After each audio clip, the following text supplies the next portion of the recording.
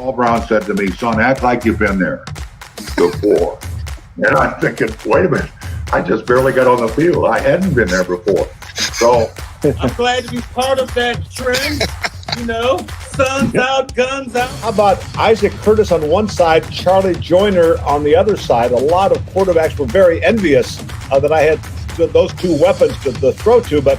Now, wait a minute. Is it fair that Pat McInally is still the sexiest guy on our team? Is that...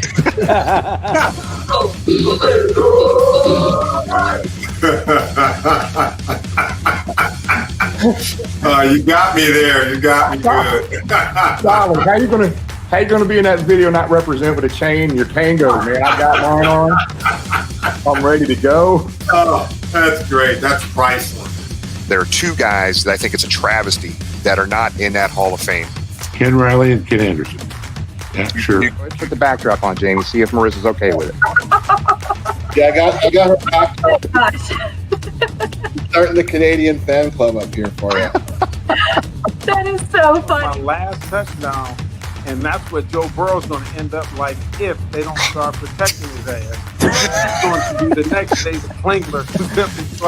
David Klingler stuff. There's no Spanish-speaking people here, very few. So we, fast forward, we go to the Super Bowl in Miami, and the word was the Bengals have two big Mexican offensive linemen. They don't know how to speak Spanish. So I got down there and started doing these interviews in Spanish, and they're like, "Wait, we heard you don't speak Spanish."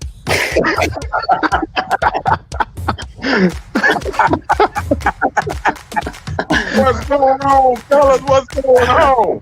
But I got on the plane one day in an all red Suge Knight suit. And boy, Joe Walters and the linemen, they destroyed me. I thought for sure I was so clean. I had some gaiters on, all red suit on. I was Suge Knight. They roasted me. The head coach was really the pain in the butt. The Jerry Glenn, he would thought he was. If you didn't know who he was, he walked out there like he owned his state. And I always say, if I could get a chance to hit him on the sideline, I would. I'm tackling your ass, Pete. I'm shoestring low on you. But I got to tell you, you have been stepped on, son. You would have had cleats everywhere. Well, I'm proud to be a Bengal. Yes, I'm proud to be a Bengal again. I got nothing from you guys. Welcome to the Friends edition of Bengal Jim and Friends. Please don't panic, everybody. James is still on his yacht. In fact, Jamie and I got some pictures today. He was deep sea fishing and did very, very well. And Jimmy is taking care of some business, and timing and so forth prevented him from being on with us tonight. But we've still got a great show for you tonight. As we told you last week, we're going draft heavy in April. We've all been drafted. We've got Blake Jewell from SI.com on with us tonight to answer your questions and a bunch of ours. And to go from there, we also, more important than that, we have Jamie back from a brief hiatus. And before we go anywhere else, Jamie, how do you see the offseason going for our beloved team so far? Sorry I haven't been on, guys. I'm not going to lie to you. It's been hard to talk Bengals after losing that Super Bowl. It's been a bit of a hangover over here. I'm sure you guys feel the same way. Being fans for so long and being, a minute 30 away from winning the whole thing, it's absolutely crazy. So I feel good. The biggest issue was the offensive line. Everybody, we've known that for the 2 years we've been doing the show. We've been talking about the offensive line. And we saw on the last play of the game, the offensive line cost us a chance to win the Super Bowl.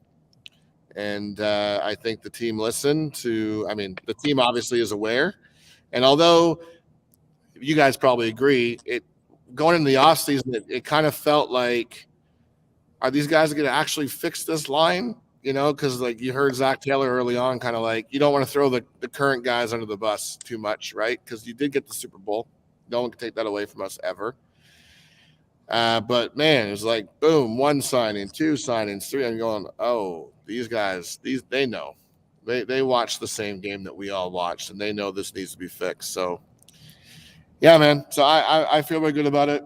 I think the Super Bowl, I haven't been on. I don't think since the Super Bowl. I haven't been on since the Super Bowl. I think we did like a show after, but we didn't really say much. I think it was kind of like a pretty grim show. But it's almost like you're going on a road trip, driving across we'll say the states, driving to California or something, and your engine needs work, but you're just like, I think I can make it. And then right before you get to welcome to California, your car blows up.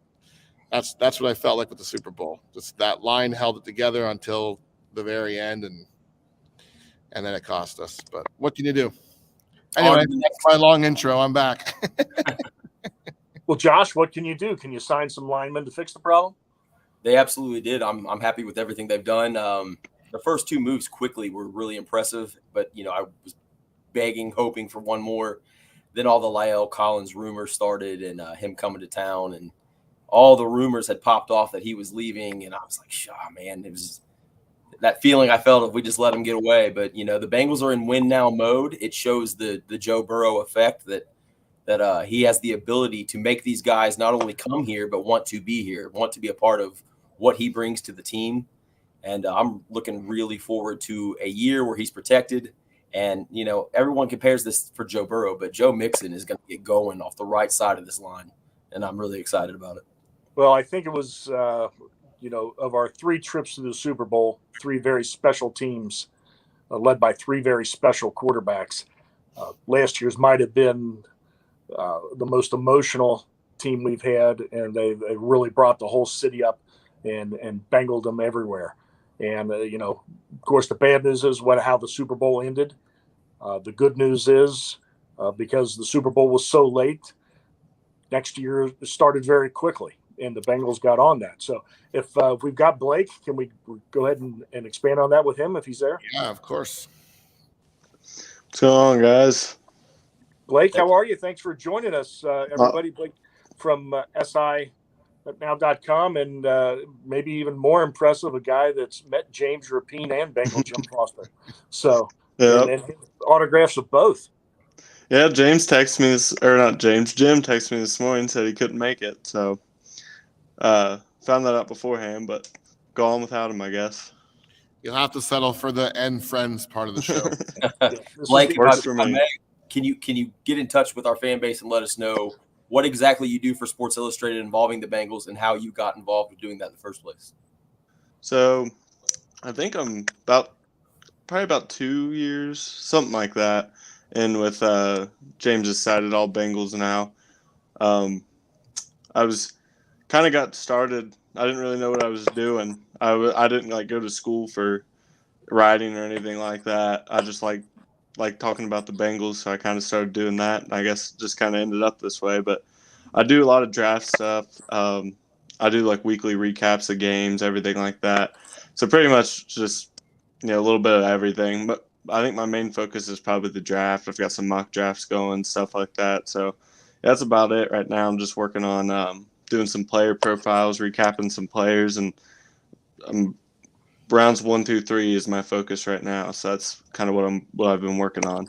Well, you're perfect for us because all month long we're going to be draft heavy. We're going to have hopefully a little special for everybody on draft night. And as always, our leader, Bengal Jim, will be representing Bengaldom out in Las Vegas for the draft. So we may even see him on TV. You never know. He may even do part of the broadcast, for NFL Network. I heard he was hosting the draft. It wouldn't, it wouldn't put anything by him. But I'm starting rumors. What we're going to do is initially to get your thoughts on where the Bengals are with their roster, where they may want to go.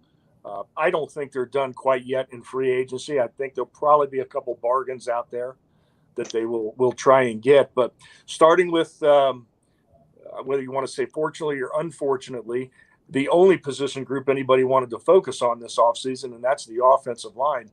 They came out of the gate strong the first week. Certainly nobody has improved their offensive line like the Cincinnati Bengals have this year. What did you think of the 3 signings? Oh, I just think it was phenomenal. Going into the offseason, everyone knew that was going to be the big focus. They had the 2 quick signings, Karras and Kappa. I was really happy with those. was thinking they needed one more, and Collins was, the home run one out of the three. So I think they did a great job with the first three signings. I think in the draft they're still going to need to address it at some point. I don't think it's going to need to be a first-round pick unless somebody ends up being there that they really like. Then, obviously you could still use that first-round pick on a lineman, but I think they're going to go defense. I'm expecting to see a corner, and then, anywhere from third, fifth round, something like that, I expect them to add another offensive lineman. You can never really have too many. They could use some more depth. I think left guard, unless somebody drops like Kenyon Green, I think it's going to be Jackson Carman or Quentin Spain if they end up bringing him back. But they're going to need to add a little bit more just to make sure they have some depth back there, and it never hurts to add some younger guys that could eventually develop into starting roles. Because Karras and Kappa, even though they're on 3-year deal, or Kappa's on 4, they're not going to be around forever. So it helps to get some young guys in there that could eventually develop to be starters. Josh, did you want to take the next position group you were wondering about? Okay, yeah, exactly. So you just said, like, leading into the first round, you're kind of leaning towards corner as the pick. Is there any specific corners that you like? And could you also touch on the depth that we have at this current time? Yeah, I'm kind of going back and forth on Kaiir Elam and Andrew Booth. I like them both a lot. I think Elam more realistically could be there. Depends what's going on with Booth, what teams think about Booth's testing. He didn't really have a full profile and his injury history. So we'll kind of see what happens with that. Those are my two favorites. Either one of them would be great picks in my opinion. So I think that corner is going to be, I have it right now as a number one need. You got Chidobe Awuzie at number 1. Mike Hilton plays in the slot. I think Eli Apple is a great number 4 corner. So if they can get a number 2 in the draft, like Elam or Booth, that would be fantastic. And then in terms of depth, they could use re-signing Trey Flowers. I think that would be a big one. They got Jalen Davis, John Brandon, just some guys like that at the bottom. They could use some more depth. So it wouldn't shock me if they take one in the first round and go again in the 6th or 7th round, just to add another depth piece in there at the bottom of the corner chart. Do you see any scenario where the Bengals trade out of the first round? I think it could be offered. Someone pointed out today that sometimes teams trade to get a quarterback late in the first round to get that 5th-year bonus on one of their quarterbacks. And it really hasn't happened too often, but if they're sitting there at 31 and someone like – I haven't really looked at quarterbacks too much. It's the gift of having Joe Burrow. So, but get somebody like Matt Corral, maybe Sam Howell, just someone like that that's still there at 31. I could see a team wanting to trade up to 31 and offer some extra picks. So I could see that possibly happening. It depends what they would be getting out of it. So I think it could happen. I would definitely, if all the corners are gone, like if Elam and Booth are gone and none of the top like linemen, Linderbaum, Green, Johnson, if there's no one really sticking out there and a team offers that 31 pick for some extra picks, I think it's definitely something they should consider. This has to be a weird draft for you this year. The last 2 seasons, obviously, picking so high and the excitement between if it's going to be Sewell or Chase. And how has it been different for you this year when you're looking at such a late pick in that first round? Yeah, well, this is the first draft since I started writing where I don't know who the pick's going to be going into the draft. So Right. It's exciting. It's a lot more guessing, speculation, I guess, because last year going into the draft, I think I watched a little bit of everybody, but Jamar Chase, Penei Sewell, and Rashawn Slater were the 3 that I really had to focus in on. And the year before, I watched Burrow, Herbert, guys like that, but I had the feeling it was going to be Burrow. Last year, everyone kind of got the feeling it was going to be Chase. Probably a week before the draft, it kind of seemed like it set in for everybody. So this year it's kind of a guessing game. It definitely makes it a lot more fun, I think, because the fan base isn't split in half where half is Chase, half is Sewell. It's kind of everyone's giving their opinions. Everyone's watching all these different guys. I think it's going to be a lot of fun. The one thing I'm not really looking forward to is sitting there the whole draft and you got to wait till pick 31 you have a scenario where they get to 31, they trade out, and you've been sitting there the whole night. Or like we've been used to, the Bengals pick happens during a commercial. So something like that happens where you wait there the whole night. But I think it's going to be a lot of fun. Blake, you mentioned the possibility of trading out, and it will be a little different for us. This is the latest the Bengals have ever drafted in round one. I mean, you could have pick 31, but they've never drafted this late in round one. So it's going to be, quarter of midnight, right around midnight when they pick, at least Eastern time, when they do make that selection. You talked about the scenario of trading down. Do you also think it's there that as they look at their board and the talent that they'd have there around pick 31, if they think they're going to get the same type of guy in the second round at pick 38 overall, then they can pick up a fourth rounder or pick 35 overall and, pick up a fourth rounder? Do you think they pull the trigger and do that? And then the next night we get two players in round two? Yeah, like I said, I think it kind of just depends on who's there left on the board. I think they already have some guys that they would really like. And let's say that those guys are gone. I think there's a really good chance they do it. That's just guessing by me. That's not, I haven't looked into like the history of the Bengals trading back or anything like that. But based on how they've been making this roster and everything like that, I think that if there's a scenario where they can get extra picks and none of the top guys that they really like are there, I could see them doing it because, a lot of people have been looking back on past Bengals stuff, but everything's a little different now. It's like Ring of Honor, practice facility, all that stuff. This new kind of group is doing things differently than we've seen in the past, so nothing would really shock me with something like that. Josh? Let's play a little game called 3 for Third. So give me 3 guys, it doesn't matter what position, in the third round that you've been looking at that you think would be good fits for the Bengals. Yeah, so I like Malcolm Butler. I like him a lot it's Matthew Butler from Tennessee. I like him a lot. Defensive tackle, 3-tech. He's a very athletic 3-tech. He's a true pass rusher, which I think is what the Bengals really need. I've seen a lot of people going after guys like Travis Jones in the first round. He's more of a nose tackle, run stopper. He can play 3-tech, but he's always going to be a run stopper. I think that they're going to need somebody that's going to rush the passer along with B.J. Hill. So Matthew Butler would be probably my top guy in the third round. Isaiah Likely, tight end from Coastal Carolina. I think they need another tight end, or they need to draft one. Hayden Hurst is going to be good, but you can always use more. Likely's an athletic tight end. I like the idea of getting an athletic tight end behind Hurst that Burrow can just dump it off to him and let him run. I like the idea against somebody like that.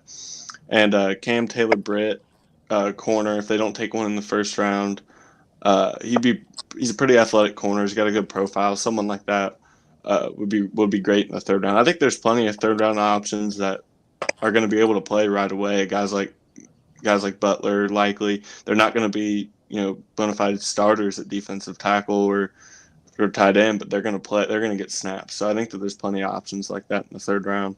So Blake, we have people that watch live and then people that watch obviously the recorded version, but just the names that you were just dropping there, I've noticed a few names in the chat that weren't mentioned. So it's going to bring a couple of things up on the screen here. Greg's asking if Linderbaum is there at 31 or Booth or Elam, who would you take?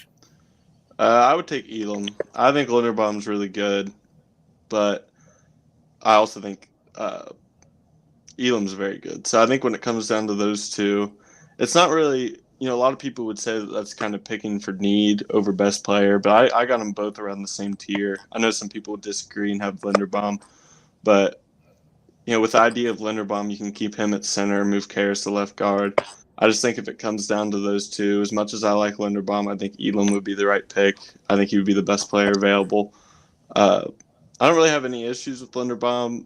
I don't like people reading into the measurements too much. I do think that his arm length could be a little bit of an issue because if you watch him film, he does have issues reaching a little bit, but I don't like the comparisons to Billy Price and stuff like that. I think that's a little exaggerated. I think he's a good player, but if it comes down to those, I do like Elam. So speaking of measurements, follow-up question to that previous one is your thoughts on cornerback Roger McCreary. Greg says, I know he's undersized, but on tape he's dominating great receivers, including Chase when he was at LSU. What's your thoughts on McCreary? I think McCreary's I haven't projected to be. I know a lot of people have it as well. I haven't projected to be more of a slot corner. I think he can play outside, but I think in the NFL, a team is going to be looking for him to be their slot corner. So I like him. I don't think I would take him at 31. He would be, second round if he ended up dropping, which I don't see. Maybe consider him there and try to get him outside. But at 31, I really wouldn't take him just because he's projecting to be a slot corner. So I don't think I would take him there. He's a good player, though. I think he's going to be a decent slot for a different team. Cool. Tom, Josh? You brought up the Bengals defensive line. This is an edge rusher heavy draft, not so much on the inside. Everybody seems to forget the one-game phenom, Joseph Asai, had that incredible game against Tampa and was also having a very, very good camp. The coaches were very impressed with him. The Bengals get him back, and also a guy that they drafted in the 7th round last year who they were really anxious to see, Wyatt Hubert. Do you see that we've heard there's always a needed edge? Is there a needed edge, though, this draft? I wouldn't say there's a huge need for it. I think that I had Osai as my number 1 edge rusher a couple weeks before the draft. I think he's going to be a great player, but you can't really bank on him being a great player. He didn't play at all last year, so I think that they know that. They know the situation. They like him a lot. They think he's going to be good, but I can also see him addressing edge once again in this draft. I'm part of the camp that says, you can never have too many edge rushers, so probably 4th round I think would be about the sweet spot. I don't know how early I would take one, but PFF, their mock draft, they have Myjai Sanders in the 4th round. I don't really see that happening, but if it is, I think you got to take him there. He's someone I would take in the 3rd round, so I think some guys like that if they're dropping, you can get them in the 4th round. It would just be another good addition. And if something would happen where Osai just can't stay healthy or something like that, you got another edge rusher coming in that can contribute as well. Talking about health, certainly wide receivers were spectacular for us last year, all 3 of our starters. But if even one of them goes down, it affects the other 2. It affects the entire passing game. Can you see them pulling the trigger with a little bit of the best player available mentality in rounds 2 or 3 at wide receiver, getting somebody else who can stretch the field a little bit? Yeah, I can see him doing it. I think that's something that, they put a lot of emphasis on wide receivers going after Higgins in the 2nd round and Chase in the 1st. So I can definitely see it happening. I think that there's some guys, though, where they can get them in round 5, 6, 7. Guys like Ty Freifogel, who I really like, Devin Tompkins a little later on. Just some guys like that can, add some more depth. I also think they need to address it again in free agency, but I don't know if that'll happen. I would like them to pick up not really a old veteran, but a guy that's been in the league in a while on a cheap 1-year deal, and then add another in free agency or in the draft, and then go through camp, see what you got, and pick the best ones you got. I think that's the best scenario that they could take. Like, what about safety? Now we got Jesse Bates on the franchise tag. So is there a potential of drafting a safety just in case that they don't get the deal closed and next year we have a guy going into his 2nd year that can fill those shoes? Well, I'm pretty against taking a safety in the 1st round. I know a lot of people have been doing that, but the thing with that is Von Bell and Jesse Bates, they're both safeties. They played 2 different positions. You don't know if either of them are going to leave, and if one of them is, who it's going to be. And they played 2 different positions. So if you draft a strong safety in the 1st round this year and Bates ends up leaving, now you got to need a strong safety, or you drafted a strong safety, now you need a free safety. So I think that it's a little early to go after one in the 1st round. There's some good safeties, but also finding a good safety isn't very rare in the NFL. Jesse Bates is a great safety, but like I said, it goes back to not knowing who's going to leave, who you're going to have. So I think at the end of the day, what they need to do is kind of draft one in the 4th round. I like Verone McKinley from Oregon, have him be that 3rd safety. And then next year, you see who's staying, who's leaving. You can go into free agency and find a veteran. You can get one in the 1st round. There's going to be next year's draft class is pretty solid for safeties and free agency. So I think that it would be best to get that third safety in the draft this year, have a young safety come in, see what they can do, and then next year go all out to fix whichever one leaves. Tom? So I looked the wrong way. I looked the wrong way. I'm trying to look. That's okay. Playing Brady Bunch squares. I didn't know if forgetting we had anything else from the viewers right now. Well, I think Blake just addressed the thoughts on getting the safety early. So we got a prediction here. Alec Pierce in the third. Seeing that pop up. But other than that, no. I don't think Alec Pierce lasts till our pick in the third. But probably not. He might be there very early in round 3. It might be if they trade back and get an extra pick. It might be something they do. I do have one. I actually have 2 questions for Blake, unless you guys have something you want to ask first. Good. I've got one more, but go ahead. Yeah, go ahead, Josh. Go ahead. Mine. Go ahead and ask yours because mine's not involving the draft. We'll touch on mine after. Man, you might be Canadian after all. Look at you. You're so polite. 2 things. What would you grade our off season? If you were to grade our off season moves that we've done so far in free agency and re-signing some of these guys to come back, what would you grade our moves so far? Yeah, so I got an A- right now. I think they went after their biggest need and they fixed it pretty much. I think there's a little uncertainty at left guard, but other than that, they fixed it. They kept BJ Hill, and another thing is they got all these guys on reasonable contracts. Yeah, a lot of people wanted Joe Tooney last year, and I think I saw it was like Collins, Kappa, and Karras are less than just Tooney. So I think they did a great job business wise, and I think I said a couple weeks ago that I got an A- right now, and if they get, depending on what their draft class is, it can go up to an A+. If they get a good corner, a good 3 tech. I think this offseason very easily could be an A+. And then my last question, and we'll close with Josh. I'm noticing you're in a gamer chair there with a gamer headset on. What's your game? You a Warzone guy? I'm a Fallout 4 guy. All right. But right now I just started up MLB The Show, so that's what I'll be playing for the next couple of days. So controller, obviously, then. Yeah. Yeah. Cool. Yeah, I got the Xbox, so nice. Got the early access MLB The Show, so I'll try to keep up with all the 14-year-olds that kicked my ass last year. So that's the way it is. That's the way. All right, Josh, we'll throw to you, bud. All right, Blake. We'll close out with this. So we had the free agents period that we did, and now we're kind of transitioning into draft mode. But are we done in free agency? Is there anyone that you see that's still out there that would be a good fit for us? And is there anyone that you have your eye on that you just is like a wishful thinking signing that we could still fit? Well, I kind of moved on from free agency a little bit. I haven't been looking at like who's there following. I've been moving on to the draft ever since Collins got signed, but I don't really have too many people in mind, but I do think that they aren't done. I think that they're going to find some. It's not going to be any, big signings or crazy good players or anything like that. It's just going to be, I think that they'll get some veteran guys, maybe defensive tackle. They could get another corner. Just guys like that. I don't think they're done at all, but I don't think it's going to be anything maybe even soon. I think it could be after the draft, but I do think they're going to add more. I don't think they're done adding free agents yet. They have this is just a projection kind of estimate that I've seen. It looks like they have about $11 million to spend before the rollover into next year in the draft pick. So about $11 million, you can add a couple solid players with that money. So I expect them to add a little bit more, some veteran pieces and things like that, just to get some more depth. Fair enough. Well, Blake, so you had follow up, Josh? No. Okay.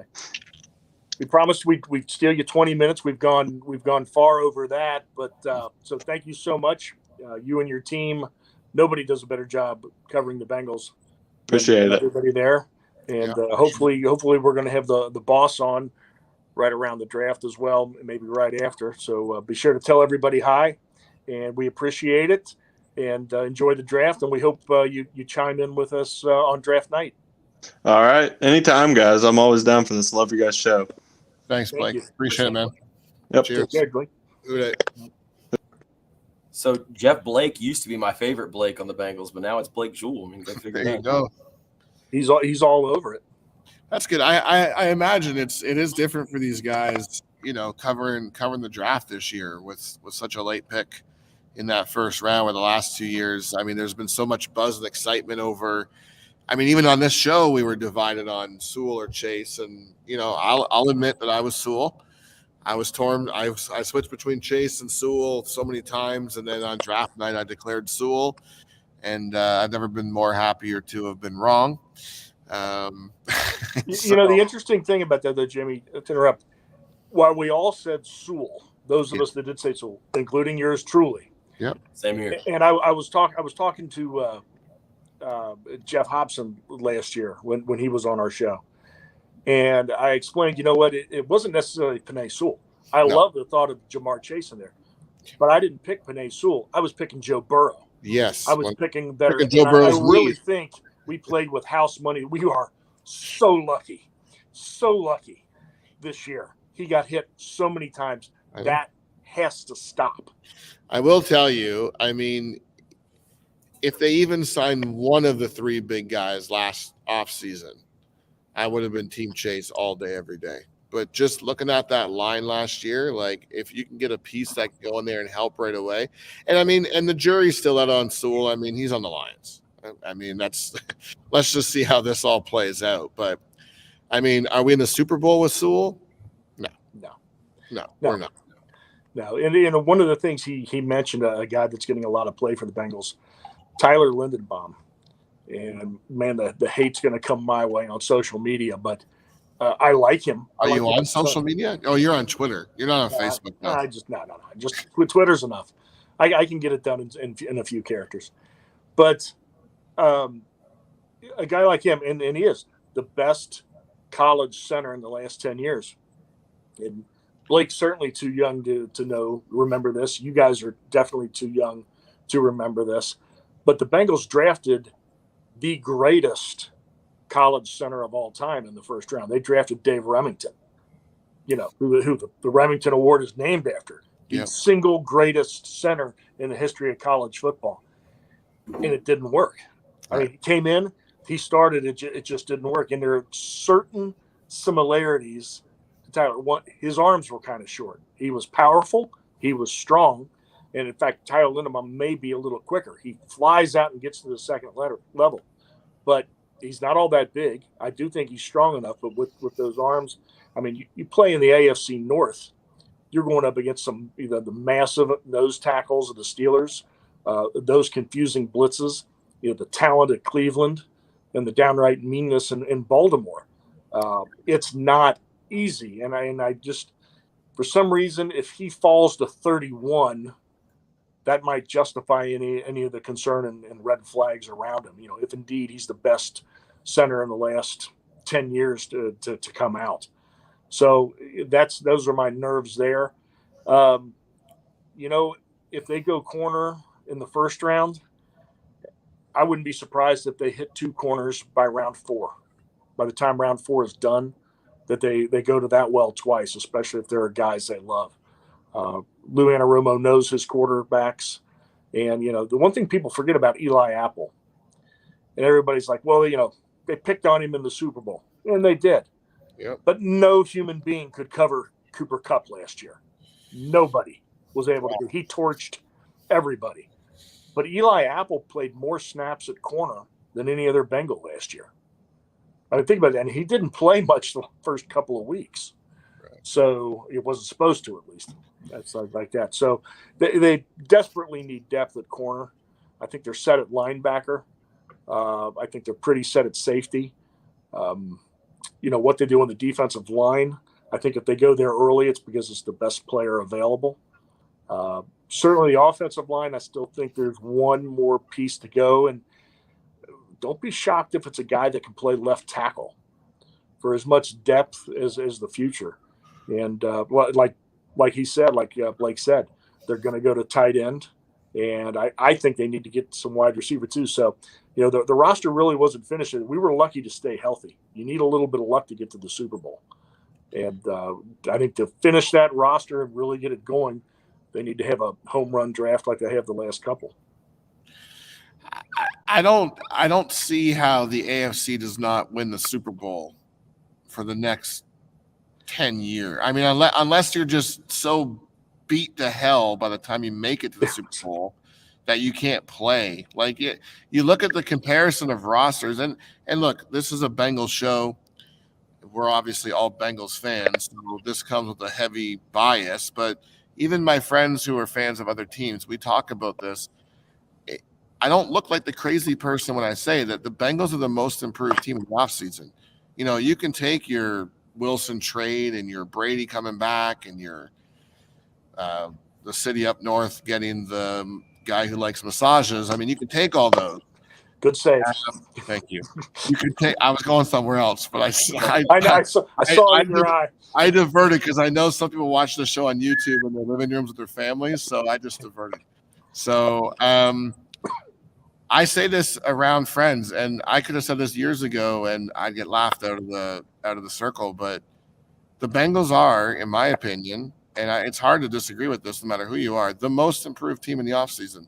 They are the team that saw the biggest gaps, and they filled it 1 time, 2 times, 3 times with quality guys. And that the whole thing, like Cincinnati going crazy about Collins and taking pictures of him at Kenwood Town Center and stuff like that, like that buzz is crazy. But that just goes to show you, like, we know how much a guy like that is needed in Cincinnati. And to be able to – you're not landing that guy 2 years ago. Come and protect Andy Dalton. I love Andy. I love what he did for the city and what he did for the community and all that stuff. No one's coming to Cincinnati to protect Andy Dalton. I'm sorry. Joe Burrow changes that whole thing. Now you got – and I've said this last time, and this is, again, before the massage guy. The Bengals are what Cleveland wanted to be when they drafted Baker Mayfield. The Burrow is the answer to Cincinnati that Mayfield was supposed to be in Cleveland. And I think we're seeing now that the Browns, sorry, Jimmy, he's not here right now. We're starting to see that they were very much pretenders, and I think we're the real deal. I mean, and we saw that with the Super Bowl appearance. So, they backed it up. They proved it.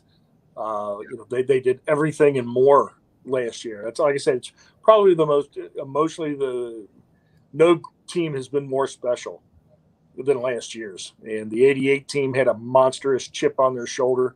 The 81 team was magical, special in their own way, brought Bengal fandom into the NFL. I mean, before that 1981 team, you went to a Bengals game, it looked like 56,000 people just coming from a meeting with their accountant. And then overnight, people had jerseys on. They were going nuts, screaming "Who Dey!"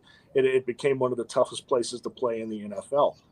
88 the same way, the special group, but last year was really, really special. And I think we're not just seeing a team built to win the Super Bowl next year, which I think management desperately wants and is doing everything they can to get. We haven't even talked about some of the other announcements of this week, but it's going to be a team and a franchise built to sustain the success every year, to be in the playoffs every year. Teams don't want to play the Cincinnati Bengals, and I think it's going to be like that the next decade plus. Josh, I know Jamie being up north and has been slaughtered with business. I don't even know if of course, he's a tough Canadian, but he may not even know the news of the proposed indoor practice facility. Did that surprise you? Of course, I saw that. Of course, yeah. Yeah, I was actually shocked by that. But I ultimately think the indoor practice facility thing's overblown. I mean, I've never openly heard any Bengals players complain about it. I think it's always played to our benefit. I mean, of the current roster, I should say. Yeah. Of the current roster. I definitely know the past. But it's not a deal breaker, I don't think. I think it ultimately helped us during that playoff run. I know Coach Taylor said numerous times, like, we play in these elements, we'll be ready, for all the conditions. But I'm happy that it's getting done.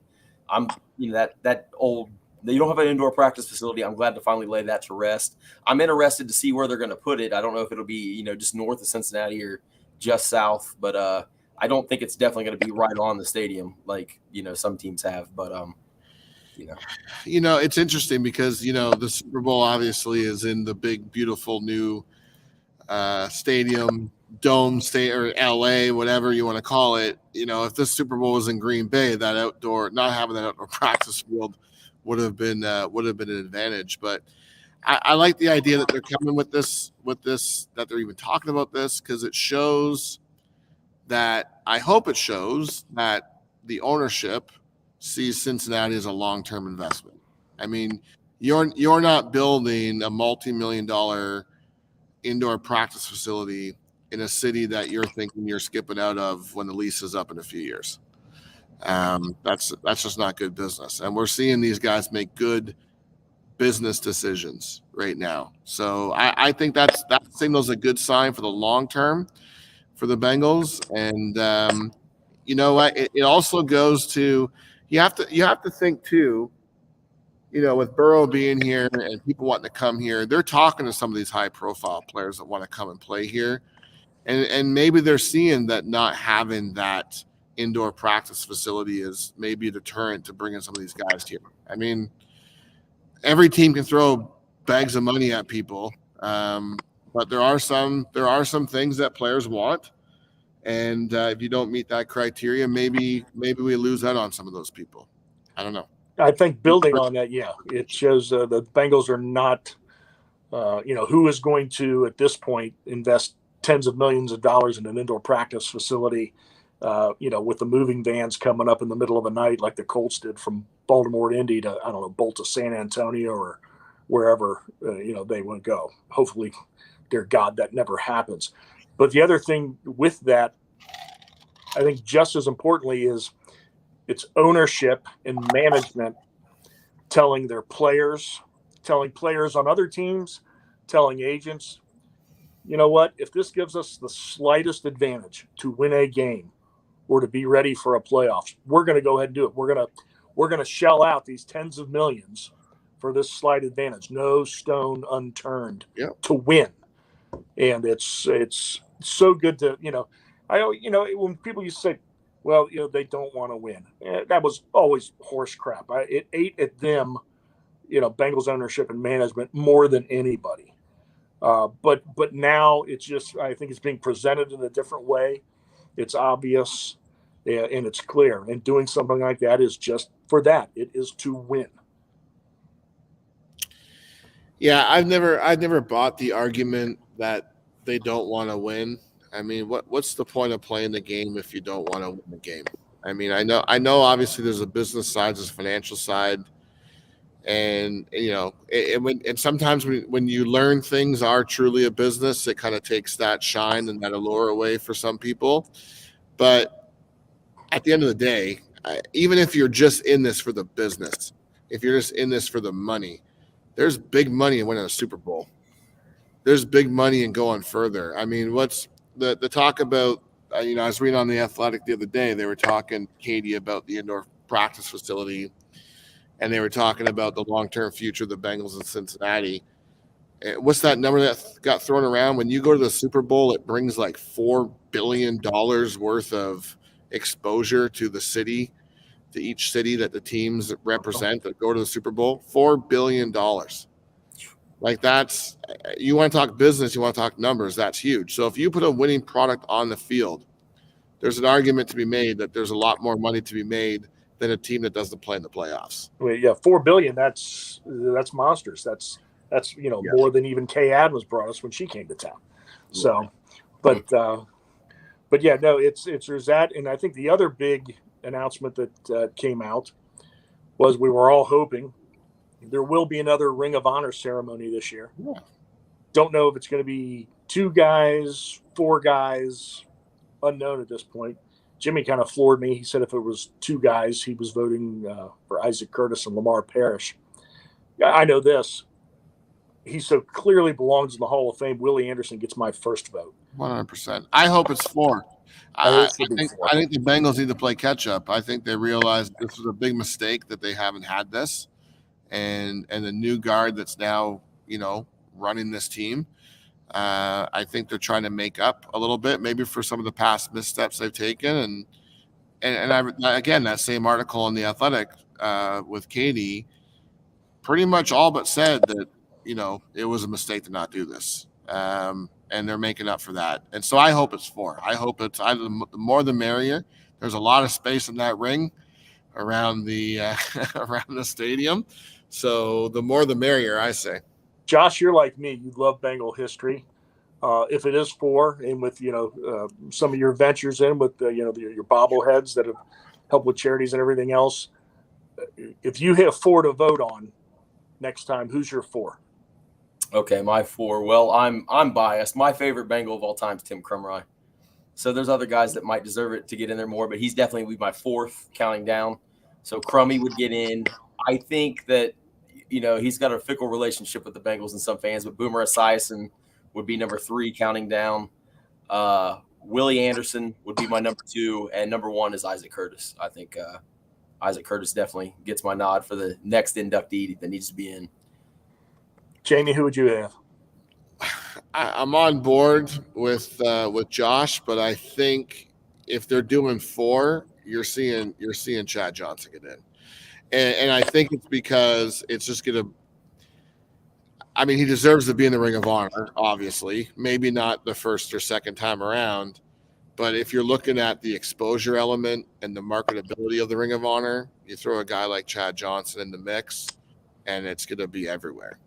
Well, if they do it like last year and the fans vote, you're probably right. I know my 4 would be Willie Anderson, Isaac Curtis, Lamar Parrish, and then like Josh, a guy who was NFL Player of the Year and defined an era for Bengal football, and that would be Boomer Esiason.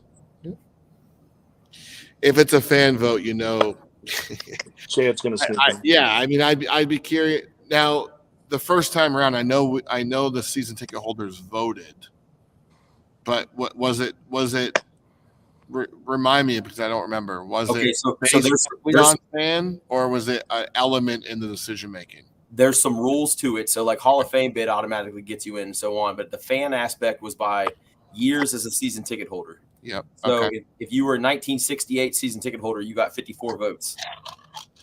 And so on down to year 1, you got 1 vote. So I think you had 54 votes per seat you own.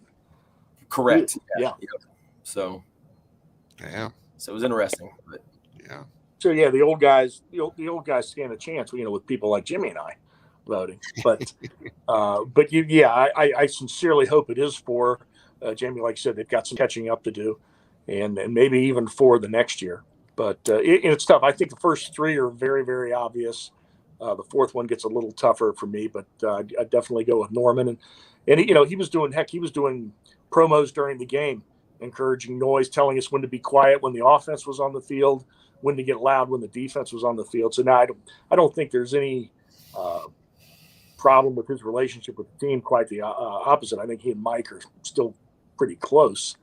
I think the problem with Boomer is he's so stinking busy being able to get him into town on the right game between all of his broadcast duties and everything else. But I'm sure they could figure it out. Maybe they do it during a primetime game during the week and they can sneak him in.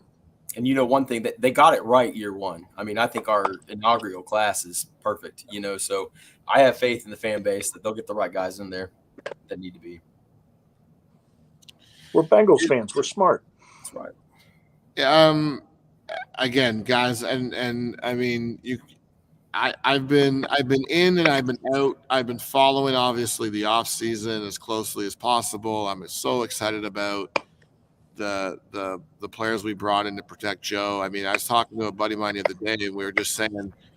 Actually, one of the comments I saw on one of the athletic threads was from a Titans fan after we had made our big 3 signings on the line, and they said, as a Titans fan, I got much respect for Burrow.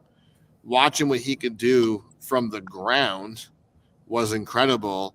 Can't wait to see what he can do with time in the pocket. And I think that's what we're all excited for. Is he can do a scarf back there now. He's going to have so much time. And I can't wait to see what he can do with that. But I don't know. I lost my train of thought.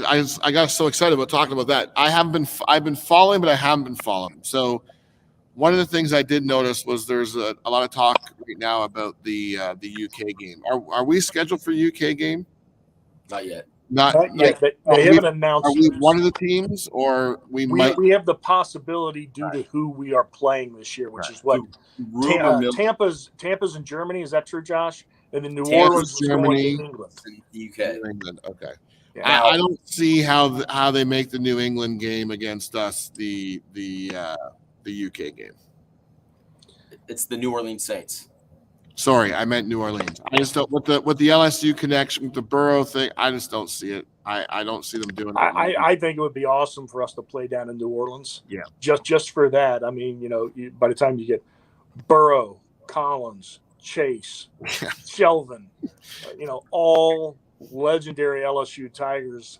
New Orleans being a fun town and a great town to go eat. But I think if there was a game, it would be more suitable because I think it's right around the time of Oktoberfest for the Bengals to go to Germany. I mean, Cincinnati's team going to Germany with the heritage and everything, and the biggest Oktoberfest in America, visiting Germany during the Oktoberfests over there. And but we will see. Never put it by the national pundits and everything else. I'm more worried about some of the little bombs we're going to have on. How many times we're going to have to play on. I'm a guy. I know it's old fashioned and people love it. I like playing at Sunday at 1:00. I think the players have alarm clocks in their bodies that go off Sunday at 1:00. I don't like playing on Monday night. I don't like playing on Thursday night, and I just hope we don't do it a ton this coming year. I think our friends at Houday Nation Facebook group are hoping that game's in the UK because half the group now is all New Orleans fans. They're posting recipes about jambalaya and stuff in there because of the LSU connection. But I actually hope it's either it's in New Orleans or it's in Cincinnati. That would be such a huge game. As much as I wanted to go to the last UK game, and I was very close to going, and I regret not going. I would love to go over there, but I think the New Orleans game, I don't see that one being the UK. I saw a lot of talk on Twitter about wouldn't that be cool, but I think it's more cool to have it in New Orleans. I think it sounds like you guys agree. Yeah, that would be a time for sure. Yeah, I'm going to that game for sure, and you guys will have to give me beads to keep my shirt on. On that note, we had a couple other things. Maybe we better go ahead and cut it off. Josh, you want to start? Yeah. So I got to turn my phone on real quick, so I don't want to mispronounce the name of this.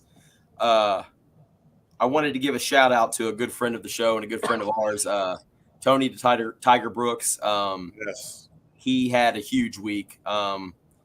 He's a great guy, and I wanted to read this off his Facebook that he went to the event. Let's see, where is it? Tony the Tiger Brooks was invited to Canton as a potential veteran and joining the Pro Football's Ultimate Fan Association, the PFUFA. So, I mean, there's no fan in the entire NFL more deserving. If you go to the Bengal gym before the Roar tailgate experience, Tony's always there in full gear. He is the first guy to welcome you to the tailgate. He's the best fan I've ever met in the terms of being available in that character 24/7, willing to go through the grind of being, the representative of what we all love and what we all do. And I'm so proud of Tony. I read that and was ecstatic for him. He was the first guy that invited me into this clique with open arms. Like the way he did it, he presented me with my memorabilia collector of the year, the Tony Award, as he calls it. He's a great guy, him and his wife, Carrie. I love them both, and we're all proud of you, Tony, man. We really appreciate it. And then the second thing I got is I saw, and I don't want to mispronounce her name, but is it Camellia T. Higgins' mother? She celebrated her 50th birthday, and it looks like that was a good time. So happy birthday, and we're happy that you're still on board with the Cincinnati Bengals. Jamie? Yeah, I don't know. I'm happy to be back. Like I said to you guys, it has not been easy to talk about Bengals stuff. Obviously the offseason stuff has been very exciting. I love what they did to address the line. I'm super excited to see what Burrow can do with even another second in that pocket, even though I think he's gonna have a lot more than just 1 second. But I'm really excited about that. But I'm not gonna lie, guys. It's been hard. It's been hard to get excited about. Not hard to get excited about the Bengals. It's been hard to come on and talk about the Bengals. And I kind of think back to we're in season 2 of our show. And in our first season, we had that sports psychologist on, and we had him talk about and we kind of joked about it a little bit. But I mean, I think that guy's onto something. I mean, there's definitely when you follow something so passionately, when you would live and breathe it. I mean, I'm wearing this today. You're wearing a jersey. Josh got a hat on. It's April. There's no football being played. There's some of us that have tattoos and season ticket holders for 30-something years. You just live and breathe this team, and just to be so freaking close, it's been hard. It's been hard to get motivated to come back on. And I mean, that sounds dramatic. And I know with everything going on in the world and the Ukraine and crazy shit in the world, to sit here and moan about losing in a Super Bowl, it's not been easy, but I'm glad to be back on tonight. So I miss seeing you guys, and I'm looking forward to our official 3rd season whenever we kicked it off officially. In the United States, we love the Rocky movies, and he normally takes a big loss before he comes back and wins the whole thing. Right. So I'm hoping that's the trajectory that we're on, and I feel good about it. I feel I am like, the Tiger. That's right. Man, I feel like I think I'd be more bummed if we were sitting here talking right now and we're still going, well, who the hell's going to protect Burrow? And that's been answered. So now it's nice to talk about what are we going to do on the left side? What should we do for depth at tight end? Should we grab another wide receiver? Like, it's so nice just to be able to not worry about Burrow's knees. Really, I mean, it's not even protecting Burrow; it's protecting his knees and his arm, because without those two, he's not throwing the ball. So I'm just excited. I'm just excited to see what happens. What happens next season? It's an exciting time to be a fan. As we saw as the season went on last year, once that stadium got full, and we now understand it is going to be completely full. I believe every game next year. It's the best place to be in Cincinnati, and that's going to continue. And like I said, I think things are not just being set up to contend and win a Super Bowl next year, but to sustain this great team, and become the franchise that everybody else wants to be. And the building blocks are all there, and they're working hard to do it. Show note next week, a guy who maybe we made him a star last year, Jamie, from Brian, from also known as Deep Fried Draft Guy. But Deep Fried will be on with us next week and he really gets into it. He's also writes for the Draft Network, which was one of the first places on the internet that got in deep on the draft years ago. He's now a feature writer for them. So I guess we give that credit to James, who discovered him last year, and now he's a megastar. But he's going to carve out some time for us next week. And then the week after that, we will be off for Easter. Happy Easter, everybody. The week after that, I can't say it, even though the boss is not here, but he is in attempted communications to get a very big name, the name to have on to kick off draft week. And then naturally we'll have a draft recap, and stay tuned. Jimmy. No pressure, Jimmy. Yeah. We may have an announcement next week as to being on draft night. Like I said, the only thing I can confirm right now about draft night is that Jimmy himself will be representing Bengal fans at the draft in Las Vegas. I don't know, this is his 3rd or 4th year in a row going to the draft. But he will be at the draft in Vegas, and we may have something special planned that we're going to announce next week. But again, none of this is possible without all of you. Thank you for tuning in every week. Please spread the word. Being a Bengal fan is a good thing 52 weeks a year. So much appreciated. Josh, Jamie, good God, go home and get some sleep. And we will see everybody next week. So thanks so much for tuning in. Hooday. Hooday. Hey, guys. See you next week.